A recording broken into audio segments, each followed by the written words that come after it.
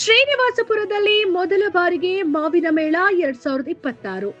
ರೈತರಿಗೆ ನೇರ ಮಾರುಕಟ್ಟೆ, ಮಹಿಳೆಯರಿಗೆ ಅವಕಾಶ, ಯುವಕರಿಗೆ ಉದ್ಯೋಗದ ಭರವಸೆ.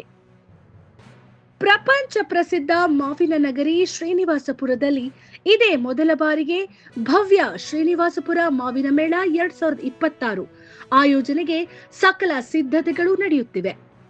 ಶ್ರೀ ಬಾಲಾಜಿ ಎಜುಕೇಶನಲ್ ಟ್ರಸ್ಟ್ ವತಿಯಿಂದ ಕರ್ನಾಟಕ ರೈತ ಸಹಾಯ ರೈತ ಉತ್ಪಾದಕ ಕಂಪನಿ ಸಹಯೋಗದಲ್ಲಿ ಮೇ 30 ಮತ್ತು 31ರಂದು ಶ್ರೀನಿವಾಸಪುರ ಗರ್ಲ್ಸ್ ಕಾಲೇಜ್ ಮೈದಾನದಲ್ಲಿ 2 ದಿನಗಳ ಈ ಮಹೋತ್ಸವ ನಡೆಯಲಿದೆ.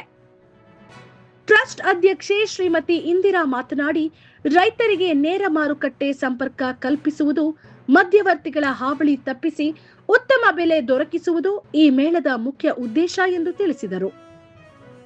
ಈ ಮೇಳದಲ್ಲಿ ರೈತರಿಗೆ ನೇರವಾಗಿ ಮಾವಿನ ಖರೀದಿ ಮಾಡಲು ಐಸ್ ಕ್ರೀಂ ಕಂಪನಿಗಳು, ಜ್ಯೂಸ್ ಫ್ಯಾಕ್ಟರಿಗಳು, ಸ್ಮೂದಿ ಕಂಪನಿಗಳು ಸೇರಿದಂತೆ ಹಲವು ಉದ್ಯಮಿಗಳು ಭಾಗವಹಿಸಲಿದ್ದಾರೆ. ಇನ್ನು ವಿಶೇಷವೇನೆಂದರೆ ಮಾವಿನ ಹಣ್ಣಿನ ವಿವಿಧ ತಳಿಗಳ ಪ್ರದರ್ಶನ, ಕೃಷಿ ತಂತ್ರಜ್ಞಾನ ಮಾಹಿತಿ, ಸರ್ಕಾರಿ ಯೋಜನೆಗಳ ಅರಿವು, ಎಫ್ಪಿಒ ಹಾಗೂ ಎಕ್ಸ್ಪೋರ್ಟ್ ಅವಕಾಶಗಳ ಮಾರ್ಗದರ್ಶನ ನೀಡಲಾಗುತ್ತದೆ. ಮಹಿಳಾ ಸಬಲೀಕರಣಕ್ಕೂ ಆದ್ಯತೆ ನೀಡಲಾಗಿದ್ದು, ಸಾಧನೆ ಮಾಡಿದ ಮಹಿಳೆಯರಿಗೆ ಸನ್ಮಾನ ಕಾರ್ಯಕ್ರಮ, ಮಹಿಳಾ ಉದ್ಯಮಿಗಳಿಗೆ ವಿಶೇಷ ಸ್ಟಾಲ್ ವ್ಯವಸ್ಥೆ ಮಾಡಲಾಗಿದೆ. ಮಕ್ಕಳಿಗಾಗಿ ಮನರಂಜನಾ ಕಾರ್ಯಕ್ರಮಗಳು, ವಿವಿಧ ಸ್ಪರ್ಧೆಗಳು ಹಾಗೂ ಸಾಂಸ್ಕೃತಿಕ ಕಾರ್ಯಕ್ರಮಗಳು ಮೇಳದ ಪ್ರಮುಖ ಆಕರ್ಷಣೆಯಾಗಿದೆ. ಮಾವಿನಿಂದ ತಯಾರಾಗುವ ಚಿತ್ರಾನ್ನ, ಗೊಜ್ಜು, ಉಪ್ಪಿನಕಾಯಿ, ಐಸ್ ಕ್ರೀಂ, ಹೋಳಿಗೆ ಸೇರಿದಂತೆ ನಾನಾ ವಿಧದ ಆಹಾರ ಪದಾರ್ಥಗಳ ಸ್ಟಾಲ್ಗಳಿಗೂ ಅವಕಾಶ ಕಲ್ಪಿಸಲಾಗಿದೆ.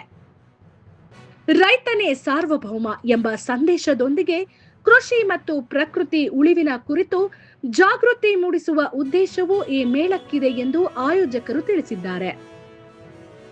ಸ್ಟಾಲ್ ಬುಕಿಂಗ್ ಹಾಗೂ ಭಾಗವಹಿಸುವವರ ನೋಂದಣಿ ವೆಬ್ಸೈಟ್ ಮೂಲಕ ನಡೆಯಲಿದ್ದು, ರೈತರು, ಮಹಿಳೆಯರು, ಯುವಕರು ಹಾಗೂ ಸಾರ್ವಜನಿಕರು ಹೆಚ್ಚಿನ ಸಂಖ್ಯೆಯಲ್ಲಿ ಭಾಗವಹಿಸುವಂತೆ ಮನವಿಯನ್ನ ಮಾಡಲಾಗಿದೆ. ಶ್ರೀನಿವಾಸಪುರ ಹೆಮ್ಮೆ, ನಮ್ಮೆಲ್ಲರ ಹಬ್ಬ ಮಾವಿನ ಮೇಳ 2026 ಬನ್ನಿ ಸಂಭ್ರಮಿಸೋಣ. ಎಲ್ಲರಿಗೂ ನಮಸ್ಕಾರ. ನನ್ನ ಹೆಸರು ಇಂದಿರಾ ಅಂತ, ಶ್ರೀ ಬಾಲಾಜಿ ಎಜುಕೇಷನಲ್ ಟ್ರಸ್ಟ್ ಅಧ್ಯಕ್ಷರಾಗಿ ಕೆಲಸ ಮಾಡ್ತಾ ಇದ್ದೀನಿ. ಸೊ ಇವರು ರಾಘವ್ ರೆಡ್ಡಿ ಅಂತ ಹೇಳಿ ಟ್ರಸ್ಟ್ನ ಸೆಕ್ರೆಟ್ರಿ, ಮತ್ತು ಇವರು ಅನಿಲ್ ಅವರಂತ ಅಹಿಂದ ಸಂಘಟನೆಯ ರಾಜ್ಯ ಪ್ರಧಾನ ಕಾರ್ಯದರ್ಶಿ. ಶರಣ್ ಅವರು ಇಲ್ಲಿ ಲೋಕಲ್ ಸ್ಥಳೀಯರು, ಮತ್ತು ಕಿರಣ್ ಅವರು ಸ್ಥಳೀಯರು, ಇಮ್ರಾನ್ ಅವರು ಮತ್ತು ಅಬೂಬಕರ್ ಅವರು ಇದೇ ಪಟ್ಟಣದಲ್ಲಿ, ಶ್ರೀನಿವಾಸಪುರ ಪಟ್ಟಣದಲ್ಲಿ ವಾಸ ಮಾಡ್ತಾ ಇರುವಂತಹ ಸ್ಥಳೀಯರು. ಇವತ್ತು ಈ ವಿಡಿಯೋ ಮಾಡುವ ಉದ್ದೇಶ ಏನಂತಂದರೆ, ಶ್ರೀನಿವಾಸಪುರ ನಗರದಲ್ಲಿರ್ತಕ್ಕಂತಹ ಗರ್ಲ್ಸ್ ಕಾಲೇಜ್ ಆವರಣ ಏನಿದೆ, ಕ್ಯಾಂಪಸ್ ಒಳಗಡೆ ಮೇ 30 ಮತ್ತು 31ನೇ ತಾರೀಕು ಬೆಳಗ್ಗೆ 9 ಗಂಟೆಯಿಂದ ಶನಿವಾರ ಮತ್ತು ಭಾನುವಾರ 6 ಗಂಟೆಯವರೆಗೂ ಈ ಒಂದು ಕಾರ್ಯಕ್ರಮ ನಡೆಯುತ್ತೆ. ಕಾರ್ಯಕ್ರಮ ಏನು ಅಂತಂದರೆ ಮಾವಿನ ಮೇಳ. ಶ್ರೀನಿವಾಸಪುರದಲ್ಲಿ ಪ್ರಪ್ರಥಮ ಬಾರಿಗೆ ನಮ್ಮ ಟ್ರಸ್ಟ್ ವತಿಯಿಂದ ರೈತರಿಗೆ ಅನುಕೂಲ ಆಗಬೇಕು ಅಂತ ಹೇಳಿ ರೈತರಿಗೆ ಇರುವಂತಹ ಎಲ್ಲ ವೇದಿಕೆಗಳನ್ನು ತರಬೇಕು, ಅವ್ರಿಗೆ ಪರಿಚಯ ಮಾಡಿಸ್ಕೋಬೇಕು, ಮತ್ತು ವ್ಯಾಪಾರ ವಹಿವಾಟುಗಳ ಮಾಹಿತಿಗಳನ್ನು ತಿಳಿಸಬೇಕು ಅನ್ನೋದು ಈ ಕಾರ್ಯಕ್ರಮದ ಉದ್ದೇಶ.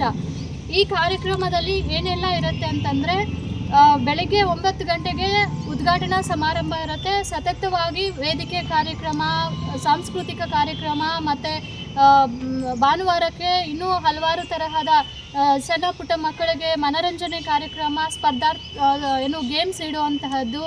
ನಂತರ ಮಹಿಳಾ ಸಬಲೀಕರಣಕ್ಕೆ ಮಹಿಳೆಯರು ಯಾವುದಾದ್ರೂ ಕ್ಷೇತ್ರದಲ್ಲಿ ಸಾಧನೆ ಮಾಡಿದರೆ ಅವ್ರಿಗೆ ಪ್ರೋತ್ಸಾಹ ಕೊಡೋದಕ್ಕೆ ಸನ್ಮಾನ ಕಾರ್ಯಕ್ರಮ. ಹಾಗೆ ಇಲ್ಲಿನ ಭಾಗದ ರೈತರು ನಾನಾ ತರಹದ ಮಾವಿನಕಾಯಿಗಳನ್ನು ಬೆಳೀತಾ ಇದ್ದಾರೆ. ಮಾವಿನ ಮೇಳ ಅಂತಂದರೆ ಬೆಂಗಳೂರಕ್ಕಷ್ಟೇ ಸೀಮಿತ ಆಗಿಬಿಟ್ಟಿದೆ. ಇಲ್ಲಿಂದ ರೈತರು ಹೋಗಿ ಬೆಂಗಳೂರಲ್ಲಿ ಮೇಳಗಳಲ್ಲಿ ಸ್ಟಾಲ್ಸ್ ಇಟ್ಕೊಳ್ತಾ ಇದ್ದಾರೆ. ಸೊ ಆದರೆ ಇಡೀ ಏಷ್ಯಾಗೇ ಶ್ರೀನಿವಾಸಪುರ ಮಾವು ಅಂತಂದರೆ ಬಹಳ ಪ್ರಾಮುಖ್ಯತೆ ಹೊಂದಿದೆ. ಸೊ ಇಂಥ ಒಂದು ವೇದಿಕೆನ ಇಲ್ಲೇ ಸೃಷ್ಟಿ ಮಾಡಬೇಕು ಅನ್ನುವಂತಹ ಆಶಯ ನಮ್ಮದಾಗಿದೆ. ಇಲ್ಲಿನವರು ಬೆಂಗಳೂರಿಗೆ ಬರುವಂತಹದ್ದು ಬೇಡ, ನಾವು ಇಲ್ಲಿಗೆ ಬರ್ತಾ ಇದ್ದೀವಿ, ನಿಮ್ಮ ಒಂದು ಕಷ್ಟಕ್ಕೆ ತಕ್ಕ ಪ್ರತಿಫಲ ಕೊಡಿಸ್ಬೇಕು ಅಂತ ಹೇಳಿ ಈ ಕಾರ್ಯಕ್ರಮದಲ್ಲಿ ಬಲ್ಕ್ ಮಾವನ್ನು ಖರೀದಿ ಮಾಡುವಂತಹ ಆಂಟ್ರಪ್ರಿನರ್ಸ್ ಅಂದರೆ ಬಿಸ್ನೆಸ್ ಓನರ್ಗಳು ಬರ್ತಾರೆ. ರೈತರ ಹತ್ರ ನಾನಾ ತರಹದ ವಿವಿಧ ತಳಿಯ ಮಾವು ಏನಿರುತ್ತೆ ಅದನ್ನು ಅವ್ರ ಕಂಪ್ನಿಗೆ ಬೇಕಾಗಿರುವಂಥವ್ರು, ಉದಾಹರಣೆಗೆ ಐಸ್ ಕ್ರೀಮ್ ಕಂಪನಿ, ಜ್ಯೂಸ್ ಫ್ಯಾಕ್ಟ್ರಿಗಳು ಮತ್ತು ಸ್ಮೂದಿ ಕಂಪನಿಗಳು, ಈ ಥರಕ್ಕೆ ನಾನಾ ತರಹದ ಕಂಪನಿ ಮಾಲೀಕರನ್ನು ನಾವು ಅಪ್ರೋಚ್ ಮಾಡಿದ್ದೀವಿ. ರೈತರ ಹತ್ರನೇ ಬಂದು ಅವರು ನೇರವಾಗಿ ರೈತರಿಂದನೇ ಖರೀದಿ ಮಾಡಬೇಕು ಅಂತ. ಇದ್ರ ಉದ್ದೇಶ ಏನಂತಂದರೆ ಮಧ್ಯವರ್ತಿಗಳ ಹಾವಳಿ ತಪ್ಪಿಸಿ ರೈತರಿಗೆ ಸೂಕ್ತವಾದ ಬೆಲೆಯನ್ನು ಕೊಡಿಸ್ಬೇಕು ಅನ್ನೋದು ನಮ್ಮ ಉದ್ದೇಶ.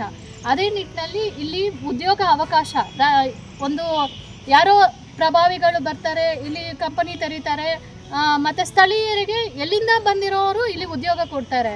ಸೊ ರೈತರದ ಜಮೀನಲ್ಲಿ ಏನೆಲ್ಲ ಮಾಡಬಹುದು ಅನ್ನುವಂತಹ ಮಾಹಿತಿಗಳನ್ನು ಈ ಕಾರ್ಯಕ್ರಮದಲ್ಲಿ ನಾವು ತಿಳಿಸ್ಕೊಡ್ತೀವಿ. ಮತ್ತು ಎಕ್ಸ್ಪೋರ್ಟ್ ಅವಕಾಶಗಳು ಏನಿದೆ, ಮತ್ತು ಯಾವ ರೀತಿಯಲ್ಲಿ ಕೃಷಿ ಮಾಡಬೇಕು, ಮತ್ತು ಇವತ್ತಿನ ಕಾಲಘಟ್ಟದಲ್ಲಿ ನಾವು ನೋಡ್ತಾ ಇದ್ದೀವಿ ಕೃಷಿ ಅಂತಂದಾಗ ಇದು ಕೆಮಿಕಲ್ಸ್ ಹಾಕಿ ರಸಗೊಬ್ಬರಗಳನ್ನು ಹಾಕಿ ಕೃಷಿಯನ್ನು ಮಾಡ್ತಾ ಇದ್ದಾರೆ ರೈತರು. ಯಾಕಂದರೆ ಹೆಚ್ಚಿನ ಇಳುವರಿ ಬಂದರೆ ನಮಗೆ ಒಂದಷ್ಟು ಹಣ ಸಿಗುತ್ತೆ ಅನ್ನೋ ಕಾರಣಕ್ಕೆ. ಆದರೆ ಅದರಿಂದ ಆಗ್ತಾ ಇರುವಂತಹ ದುಷ್ಪರಿಣಾಮಗಳನ್ನು ನಾವು ಮುಂದಿನ ಕಾಲಘಟ್ಟದಲ್ಲಿ ಅಥವಾ ಈಗಲೇ ನಾವು ಅನುಭವಿಸ್ತಾ ಇದ್ದೀವಿ. ಅದು ನಮ್ಮ ಮಕ್ಕಳಿಗೆ ತಾಟಬಾರ್ದು, ಮುಂದಿನ ಭವಿಷ್ಯ ಚೆನ್ನಾಗಿರಬೇಕು ಮತ್ತು ಹೆಚ್ಚು ರೀತಿಯಲ್ಲಿ ಕೃಷಿಗೆ ಒತ್ತು ಕೊಡಬೇಕು ಅನ್ನೋದು ನಮ್ಮ ಇದು. ಮುಂದಿನ ದಿನಗಳಲ್ಲಿ ರೈತನೇ ಸಾರ್ವಭೌಮ ಅನ್ನೋ ಕಾಲ ಡೆಫಿನೆಟ್ ಆಗಿ ಬರುತ್ತೆ. ಸೊ ಪ್ರಕೃತಿ